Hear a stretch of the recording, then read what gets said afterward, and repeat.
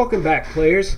I'm Jello, and today we're going to be going back into the Roll20 interface to build a map for an encounter our players are going to have this session. Once we get into our campaign screen, we're going to look at our sample, and this time, instead of viewing details, we're going to launch right into our campaign. Once our grid loads for this page, we're going to go up here next to our slide bar, our fast zoom, and select the page toolbar. This will drop down the option to create a page, and it has the page you start on. Every page has this gear next to it, the page settings, which allows us to change the size, scale, grid, fog of war, and lighting options.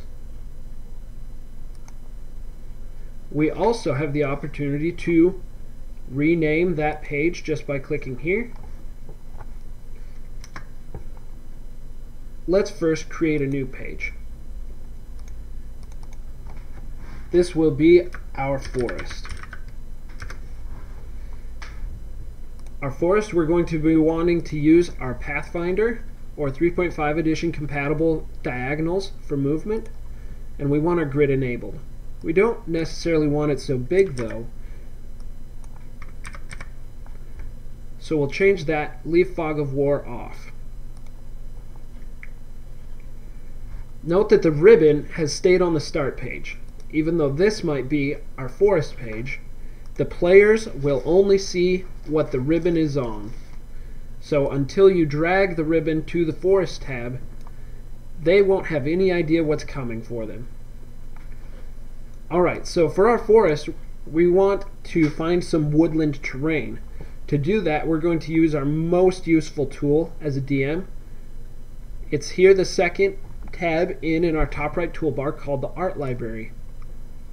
You have a drop-down menu there for tokens, maps, tiles, and textures, portraits, and everything. Generally speaking, maps, tiles, and textures has everything you can possibly imagine for a background. So first, let's try some grass. Searching for grass, we have a lot of options, dozens of options. Let's just go with the simple. We can just drag a square here. And there, it's on our map. Notice though, when we click on that square we dragged, we come up with 3 circles, a gear, and a ailment or a condition bar. These are normally reserved for tokens. So one thing we can do is we can put them on the map layer so that other people, especially player characters, cannot interface or change the terrain itself. So once we have this, we can right click it, select the layer, and we can go map layer or GM layer. The GM layer is useful because only you can see it as the GM. It also allows you to set up encounters, especially ambushes and summons for different encounters, that you can see and place and alter so that they can't see your adjustments. So here we are on the map layer. Note when I try to click it, I'm not able to interact with it. To interact with it, we'll have to go to our layer button here and go to the map and background. Now we can select it, resize it, and alter it. So in just a few seconds, we have our background for our forest. We might also want some trees, so we go back to our search bar, we grab some trees, and we simply drag and drop.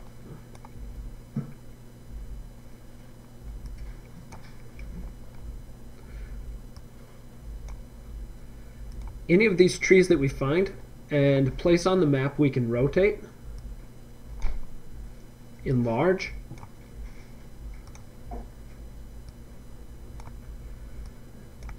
and move freely.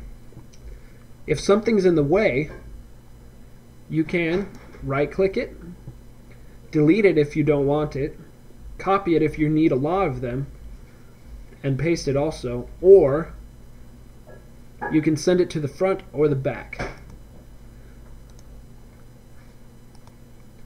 None of our trees are visible because our grass is in front.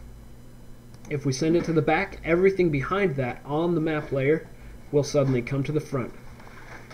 This is useful when you want to overlap certain map items, like logs, rocks, doors.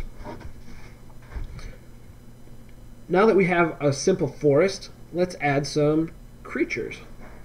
Creatures we want to interact with. So we go back to the Objects and Tokens menu,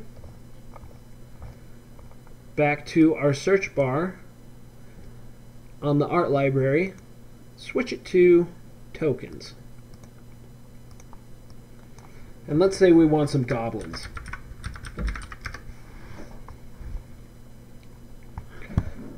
Already we have quite a few options here, and depending on our encounter we might want some melee goblins, some ranged goblins, and perhaps some scout goblins. All of it is up to you. Now to zoom in just to see what your players might see,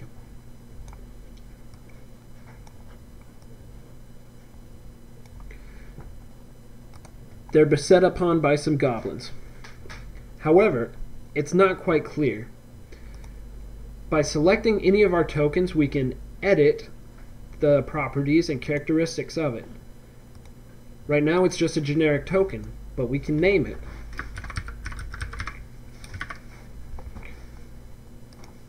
We can give permissions on who can control and move it. Most of your player tokens should be controlled or played by that player. This one we're going to reserve just for me. And I'm going to give it a hit point bar. Let's say 10 hit points. You can add other notes that only you can see.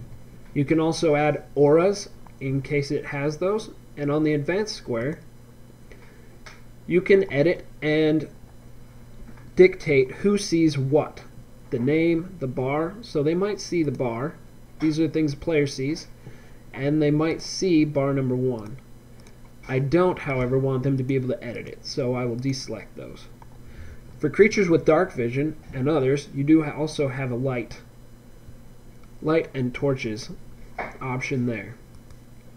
So here we have our 10 hit points, and suddenly he has a hit point bar. Now the PCs won't be able to see how many hit points he has. They will only be able to see the bar. By selecting that bar, you've got some good directions here, but by selecting that bar, you can add or subtract. He was hit for 3. He now has 7. So without even saying, you can take a look at all your party members by adding a hit point bar and giving them options. Uh-oh, one of our guys got webbed, or put to sleep, or poisoned. We can remember which one got hit with what simply by adding an ailment token to reflect that condition. I hope this has been helpful, and I hope it gives you some ideas on what you can do very quickly with the Roll20 interface.